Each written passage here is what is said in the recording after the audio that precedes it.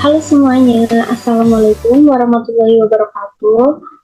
Kami dari kelompok 9 ingin mempresentasikan hasil diskusi kami mengenai model pembelajaran Project Based Learning. Sebelumnya, perkenalkan nama anggota kami. Yang pertama ada Caning Sikria dengan nomor NIM 1028. Kemudian yang kedua ada Sania Mirza dengan nomor NIM 030. Kemudian yang ketiga ada saya sendiri, yaitu Nadila Putri dengan nomor NIM 151. Dan kemudian yang keempat yaitu ada Eka Sekti Mariana dengan nomor NIM 264. Pada poin pertama, aku membahas pengertian mengenai model pembelajaran Project Based Learning. Nah, biasa kita sebut dengan PJBL, pembelajaran berbasis proyek, yaitu suatu pembelajaran dengan pendekatan inovatif yang bertujuan mengerjakan strategi untuk menyongsong abad 21. Nah, hal tersebut karena apa? Nah, karena peserta didik belajar melalui penyelidikan serta bekerja secara kolaboratif untuk meneliti dan membuat proyek yang mencerminkan pengetahuan mereka. Nah, jadi model pembelajaran ini melatih keterampilan teknologi dan juga keterampilan agar mereka itu mahir dalam komunikator dan pemecahan masalah tindak lanjut. Nah, sebelumnya untuk mengetahui pembelajaran berbasis proyek ada baiknya mengetahui terlebih dahulu mengenai apa proyek tersebut. Nah, ini suatu pengalaman yang intensif dan melibatkan seseorang atau lebih dalam kegiatan yang menarik bagi mereka dan memiliki alasan penting untuk dilakukan. Nah, ini pengertian dari Fleming, menurut Fleming pada tahun 2000. Nah, ada berbagai definisi dari beberapa sumber. Yang pertama itu ada menurut Thomas dalam Axela dan kawan-kawan pada tahun 2019. Nah, model pembelajaran berbasis proyek merupakan suatu model pembelajaran yang melibatkan peserta didik dalam penyelidikan masalah dan berujung pada suatu proyek yang menghasilkan produk nyata. Tuh. Yang kedua ada ini, menurut Steve Stevens pada tahun 2010. Nah, pembelajaran berbasis proyek adalah suatu pendekatan instruksional yang dilandasi kegiatan belajar dan tugas nyata yang menantang bagi peserta didik untuk dipecahkan. Nah, kegiatan tersebut adalah pada umumnya itu mencerminkan jenis pembelajaran dan pekerjaan seseorang dalam kehidupan sehari-hari. Itu. Nah, pembelajaran berbasis proyek ini pada umumnya dilakukan secara berkelompok oleh peserta didik yang bekerja sama untuk mencapai tujuan bersama tentunya. Gitu. Mencapai tujuan yang sama gitu. Dan yang ketiga yaitu menurut Milan Tijevic dalam Nirwandi dan kawan-kawan pada tahun 2017, pembelajaran berbasis proyek adalah pedagogi konstruktivis yang bermaksud membawa pembelajaran mendalam dengan menggunakan pendekatan berbasis inquiry untuk memecahkan masalah dan pertanyaan yang relevan dengan topik yang sedang dipelajari. Adapun poin berikutnya yaitu mengenai tujuan pembelajaran. Nah, apa sih tujuan pembelajaran dari PJBL ini? Yang pertama itu menurut Han, dalam Axela dan kawan-kawan pada tahun 2019, tujuan pembelajaran berbasis proyek adalah membantu peserta didik memperoleh pengetahuan materi yang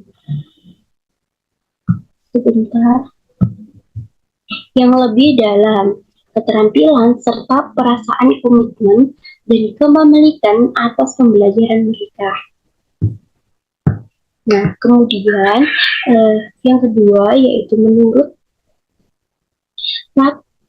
Ratu Manan pada tahun 2019, nah, tujuan pembelajaran atau dampak pembelajaran dari model pembelajaran berbasis proyek ini sebagai berikut, yaitu terdapat 4, yang mana yang pertama itu penguasaan materi pembelajaran, yang kedua itu kemampuan pemecahan masalah, yang ketiga itu kemampuan berpikir kritis, dan yang keempat adalah keterampilan belajar mandiri. Nah, pada poin selanjutnya yaitu terdapat karakteristik dari pembelajaran PJBL ini. Itu apa sih? Nah, ini menurut Stevens pada tahun 2010, yaitu merumuskan karakteristik beberapa sebagai berikut, yaitu yang pertama ada permasalahan dan tantangan yang diberikan terorganisir yang mana tidak memiliki solusi yang telah ditentukan sebelumnya gitu. Yang kedua yaitu menciptakan kebutuhan untuk mengetahui materi dan keterampilan.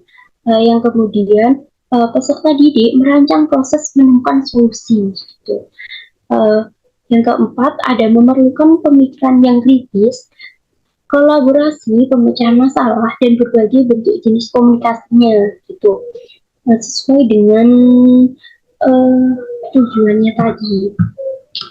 Yang kelima yaitu memberikan kesempatan bagi peserta didik untuk mengoreksi tugasnya melalui berbagai sudut pandang dan sumber yang berbeda. Memilah informasi yang relevan maupun yang tidak relevan dan mengolah informasi yang cukup dikumpulkan. Yang keenam yaitu peserta didik belajar untuk bekerja secara mandiri dan bertanggung jawab ketika diminta membuat pilihan. Yang ketujuh adalah peserta didik melakukan refleksi mengenai apa yang telah dilakukan. Yang kedelapan yaitu produk akhir. Nah, tidak harus berupa material, yaitu, dan kualitasnya itu dievaluasi. Kemudian yang 9 adalah suasana kelas yang mentolerir kesalahan dan perubahan. Kemudian yang terakhir adalah guru mengambil peran sebagai fasilitator daripada sebagai pemimpin. Kemudian pada poin selanjutnya akan dijelaskan oleh teman saya. Oke, selanjutnya yaitu teori pendukung PJBL atau Project Based Learning. Di sini ada 3 teori pendukung. Yang pertama dari Dewey dan kelas demokratis. Metode proyek ini berasal dari gagasan Dewey tentang konsep learning by doing. Jadi learning by doing itu apa sih? Learning by doing ini adalah belajar yang melalui kegiatan langsung yang dilakukan siswa secara aktif. Konsep ini menekankan bahwa pendidikan tidak hanya sekedar transfer pengetahuan dari guru ke siswa, tetapi juga penting bagi siswa untuk aktif bereksperimen, memecahkan masalah, dan menemukan solusi sendiri. Selanjutnya, kelas demokratis. Di sini mengandung maksud bahwa peserta didik dalam belajar dibagi dalam kelompok-kelompok kecil untuk menyelesaikan proyek yang telah disusun. Yang kedua, ada teori dari Piaget, Vygotsky, dan konstruktivisme. Piaget menjelaskan bahwa pengetahuan peserta didik akan berkembang saat peserta didik menghadapi pengalaman baru. Sedangkan Vygotsky menyatakan bahwa perkembangan intelektual individu berhadapan dengan pengalaman baru dan menantang. Melalui kedua pendapat tersebut, didukung oleh teori konstruktivisme yang menekankan pengetahuan dibangun dari diri peserta didik dengan menggunakan pengalaman dan struktur kognitif yang sudah dimilikinya. Yang ketiga ada teori dari Ausubel dan belajar bermakna. Inti dari teori belajar ini dinyatakan dengan pernyataan yakinilah ini dan ajarlah ia demikian. Dengan demikian, agar terjadi belajar bermakna, maka konsep baru atau informasi baru harus dikaitkan dengan konsep-konsep yang sudah ada dalam struktur kognitif peserta didik. Jadi berdasarkan teori Ausubel tersebut, dapat dikatakan bahwa dalam membantu peserta didik menanamkan pengetahuan baru dari suatu materi, maka sangat diperlukan konsep-konsep awal yang sudah dimiliki peserta didik yang berkaitan dengan konsep yang akan dipelajari. Jadi, jika teori ini dikaitkan dengan model pembelajaran berbasis proyek atau PJBL, maka peserta didik dengan menggunakan pengetahuan yang sudah dimiliki akan mampu mengerjakan proyek tersebut. Selanjutnya ada sintaks atau langkah-langkah dari PJBL. Di sini ada 6 langkah. Langkah pertama yaitu memulai dengan pertanyaan mendasar. Di sini guru menyampaikan topik dan mengajukan pertanyaan bagaimana cara memecahkan suatu masalah. Jadi pembelajaran dimulai dengan pertanyaan yang mendasar, yaitu pertanyaan yang dapat memberikan penugasan peserta didik dalam melakukan suatu kegiatan. Langkah kedua yaitu mendesain perencanaan proyek. Di sini guru memastikan setiap peserta didik dalam kelompok memilih dan mengetahui prosedur pembuatan proyek yang akan dihasilkan. Jadi perencanaan proyek ini dilakukan secara kolaboratif antara guru dan peserta didik sehingga peserta didik diharapkan akan merasa memiliki proyek tersebut. Langkah ketiga yaitu menyusun jadwal. Di sini, guru dan peserta didik membuat kesepakatan tentang jadwal pembuatan proyek, yaitu mengenai tahap-tahapan dan pengumpulan proyek, di mana kegiatan pada langkah ini meliputi membuat timeline, membuat deadline, terus merencanakan cara pengerjaan proyek, membimbing peserta didik ketika mereka membuat cara yang tidak berhubungan dengan proyek. Jadi guru juga ikut berperan aktif dalam penyusunan jadwal ini. Selanjutnya langkah keempat, memonitor keaktifan peserta didik dan kemajuan proyek. Di sini guru memantau keaktifan peserta didik selama melaksanakan proyek dengan memantau realisasi perkembangan dan membimbing jika mengalami kesulitan. Jadi guru sangat bertanggung jawab untuk melakukan monitor terhadap kegiatan peserta didik selama menyelesaikan proyek. Monitoring ini dilakukan dengan cara memfasilitasi peserta didik pada setiap proses. Dengan kata lain, guru menjadi mentor bagi kegiatan peserta didik. Selanjutnya yaitu langkah kelima, menguji hasil. Guru berdiskusi tentang prototipe proyek, memantau keterlibatan peserta didik, dan mengukur ketercapaian standar. Langkah terakhir, mengevaluasi pengalaman belajar. Di sini guru membimbing proses pemaparan proyek, menanggapi hasil, dan selanjutnya guru dan peserta didik akan melakukan refleksi atau membuat kesimpulan. Jadi di langkah terakhir ini, guru dan peserta didik merefleksi terhadap semua kegiatan dan hasil proyek yang sudah dilakukan. Peserta didik diminta untuk mengungkapkan perasaan dan pengalamannya selama menyelesaikan proyek ini. Guru mengadakan diskusi dalam rangka untuk memperbaiki kinerja selama proses pembelajaran sehingga pada akhirnya ditemukan suatu temuan baru untuk menjawab permasalahan yang diajukan pada langkah awal pembelajaran tadi. Oke, selanjutnya akan dijelaskan oleh teman saya. Oke, untuk yang selanjutnya adalah pengelolaan kelas. Menurut Fleming ini memberikan panduan rinci berupa langkah-langkah yang dapat membantu guru mempersiapkan pembelajaran berbasis proyek agar berhasil. Nah, Fleming ini memberikan 8 langkah. Yang pertama yaitu pilih fokus untuk proyek yang akan diberikan. Jadi di sini guru itu menentukan tema proyek yang akan dikerjakan oleh peserta didik itu yang sesuai dan juga relevan dengan kebutuhan pembelajaran. Nah, yang kedua, identifikasi bidang pengetahuan dan keterampilan yang penting untuk dipelajari melalui kegiatan proyek. Yang ketiga, mengenalkan proyek dan melibatkan peserta didik dalam membangunnya. Di sini guru itu mengenalkan proyek dengan cara yang menarik dan dapat motivasi peserta didik.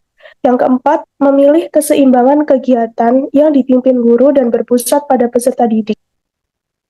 Guru itu harus bisa tahu kapan ia itu memandu kegiatan proyek dan kapan peserta didik itu harus bisa mengeksplornya secara mandiri. Yang kelima, tetapkan batas waktu dan pencapaian proyek. Maksudnya adalah guru itu harus bisa menentukan jadwal yang jelas terkait tenggat waktu atau deadline dalam tahapan atau progres dari setiap proyeknya. Yang keenam, pantau kemajuan peserta didik menggunakan alat perencanaan, pelaporan, dan umpan balik. Jadi guru itu bisa memantau tahapan atau progres dari proyek yang dikerjakan oleh peserta didik melalui laporan ataupun melalui diskusi kelompok.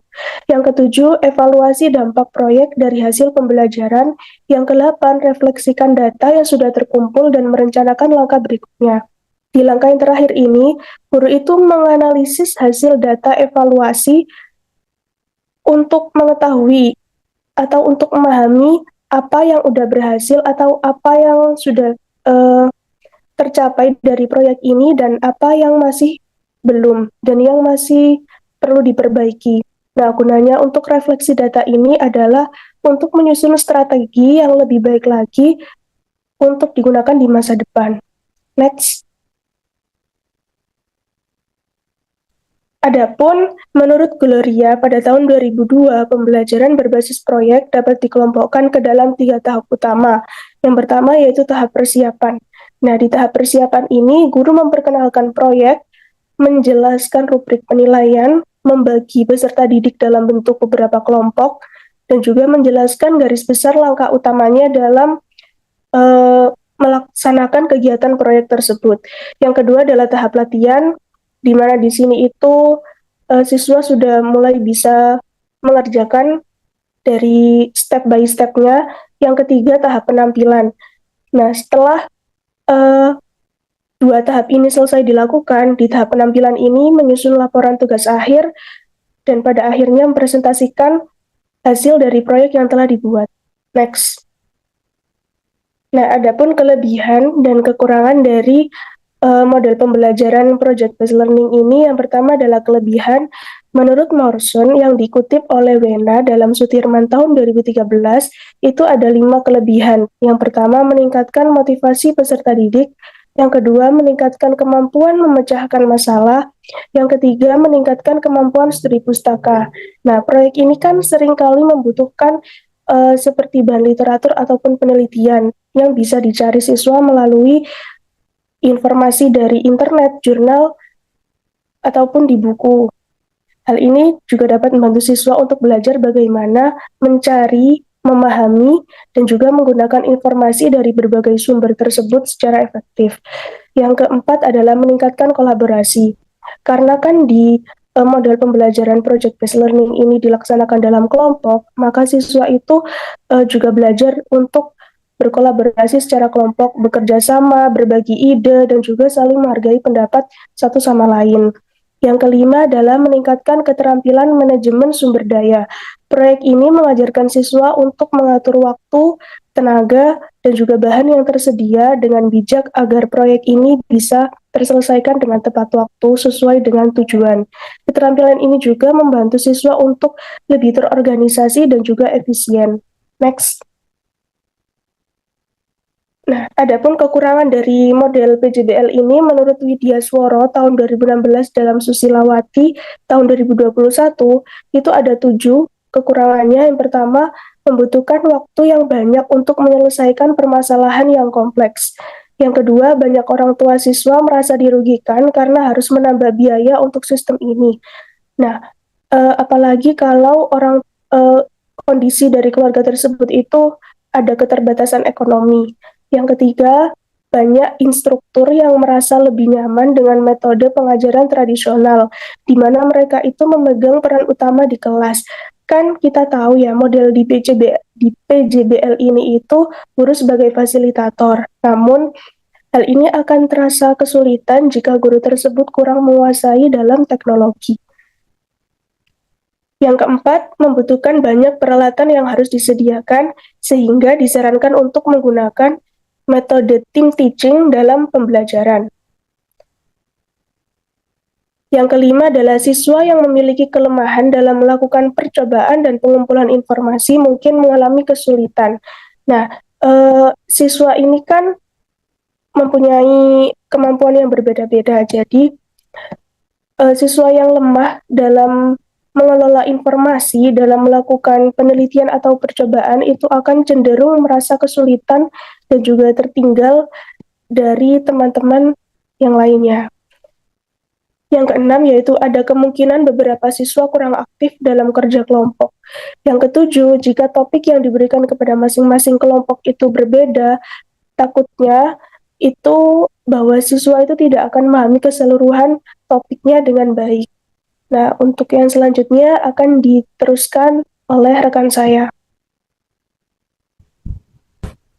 Baik, selanjutnya saya akan membahas tentang asesmen dan evaluasi pada PJPL. Asesmen sendiri pada pembelajaran berbasis proyek itu merupakan penilaian terhadap tugas yang dikerjakan dalam kurun waktu tertentu.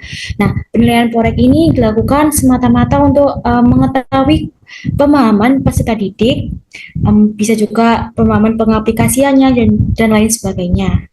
Next.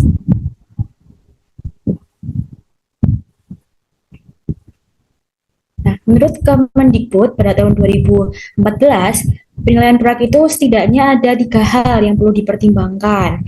Yang pertama ada kemampuan pengelolaan, yang kedua ada relevansi, dan yang ketiga ada orisinalitas. Apa sih itu kemampuan pengelolaan? Nah, itu tuh meliputi kemampuan peserta didik dalam memilih topik, mencari suatu informasi dari berbagai sumber, dan juga mengelola waktu dan data untuk penulisan laporan. Sedangkan yang B atau relevansi itu merupakan penilaian mengenai kesesuaian produk akhir dengan materi yang dibahas saat pembelajaran. Kemudian yang terakhir ada orisinalitas. Orisinalitas yaitu penilaian terkait produk yang dihasilkan yang merupakan karya asli peserta didik dan bukan merupakan plagiarisme. Di sebelah proyek yang meliputi aspek perencanaan, pelaksanaan, dan laporan proyek. Next slide.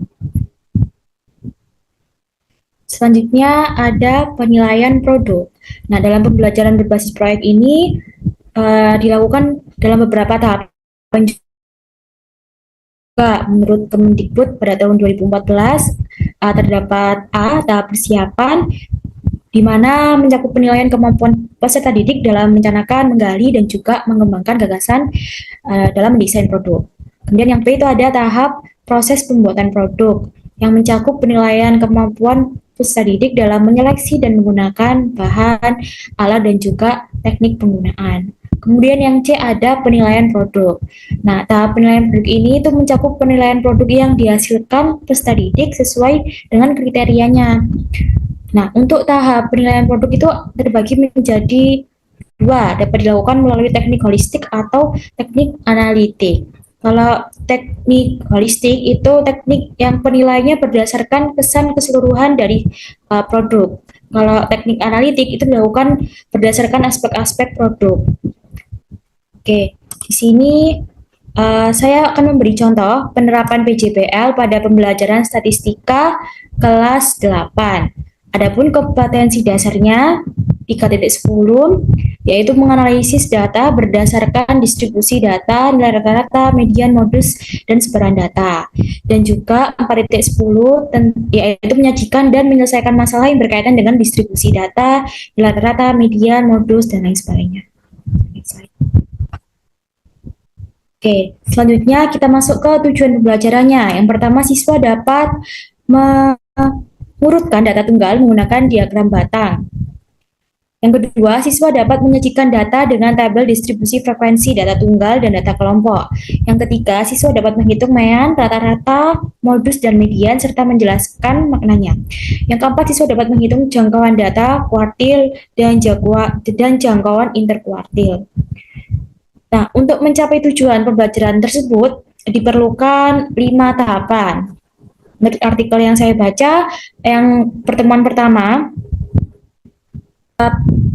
guru akan membelajarkan siswa dengan sintak pembelajaran, seperti mengamati, menanya, mengumpulkan informasi, mengasosiasi, dan juga mengomunikasikan materi Juga di sini siswa akan diberikan penugasan berupa menghitung mean, modus, dan median. Itu juga menjelaskan makanya. Pada pertemuan 2, guru akan membelajarkan siswa dengan sifat pembelajaran mengamati, menanya, mengumpulkan, dan juga mengasosiasi serta mengomunikasikan materi terkait materi. Di sini peserta didik juga dituntun untuk menghitung jangkauan data, kuartil, dan jangkauan interkuartil. Nah, pada pertemuan 3, guru akan menuntut peserta didik untuk menerapkan model pembelajaran berbasis proyek dengan sikap penentuan pertanyaan dasar seperti pertanyaan dasar atau start with the essential question, mendesain perencanaan proyek atau design a plan for the project, dan juga menyusun jadwal atau create a schedule. Next slide.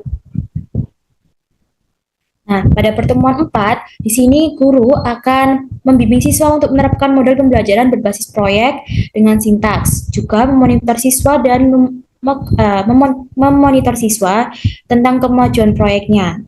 Dan pertemuan 5 di sini adalah tahap akhir, yaitu tahap evaluasi terhadap pengalaman belajar siswa. Next slide. Di sini saya akan memberikan contoh penugasan rencana tugas proyek terkait materi statistika yang telah saya jelaskan. Yang pertama, siswa akan mengumpulkan informasi dari berbagai sumber. Yang kedua, siswa akan mencari atau mengamati atau menyelidiki benda-benda yang ada di sekitar untuk dijadikan data. Kemudian yang ketiga, menulis catatan serta mengelompokkan data yang diperoleh. Tahap yang keempat, siswa akan mengkomunikasikan dengan guru terkait kegiatan yang setelah dilakukan. Yang kelima, membuat laporan dalam bentuk paparan atau mempresentasikan. Dan yang keenam, mempresentasikan atau mengecek perlengkapan. Yang ketujuh, baru siswa melakukan presentasi secara offline. Dan yang ke-8, mencatat komentar dan saran dari teman-teman dan masukan dari guru. Next slide. Oke, di sini saya juga akan menjelaskan tentang lebar kerja proyek. Contohnya, di sini untuk pokok bahasan menentukan rata-rata berat badan. Jadi siswa itu akan membuat kelompok sekitar 5-6, kemudian akan melakukan kegiatan pengukuran dan perhitungan.